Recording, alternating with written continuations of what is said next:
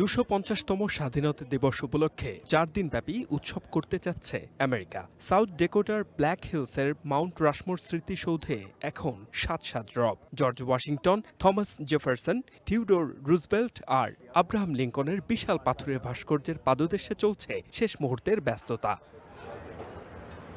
4 জুলাইয়ের জমকালো অনুষ্ঠান সফল করতে কয়েক মাস ধরে কাজ করছেন আয়োজকরা। সবচেয়ে বড় আকর্ষণ পাহাড়ের চূড়া থেকে চোখ ধাঁধানো আতশবাজির প্রদর্শনী। আর সেজন্য পাহাড়ের ওপর ভারী সব সরঞ্জাম নিখুঁতভাবে পৌঁছে দেওয়ার কাজ চলছে। ফ্রিডম 250 নামের একটি সরকারি বেসরকারি যৌথ উদ্যোগে আয়োজিত হচ্ছে এবারের মহোৎসব। ভবিষ্যৎ হোক নিরাপদ, বিনিয়োগ হোক বিশ্বস্ত, আর আমার পছন্দ সল্ট বে। ওয়েলকাম টু সল্ট বে।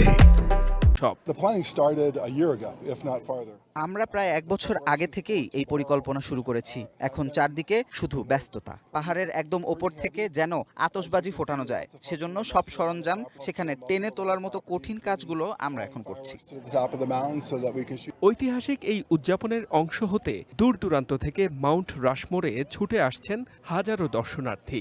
আমেরিকার 250তম স্বাধীনতা দিবসের উৎসব নিজ চোখে দেখার রোমাঞ্চ ছুঁয়ে গেছে সবাইকে।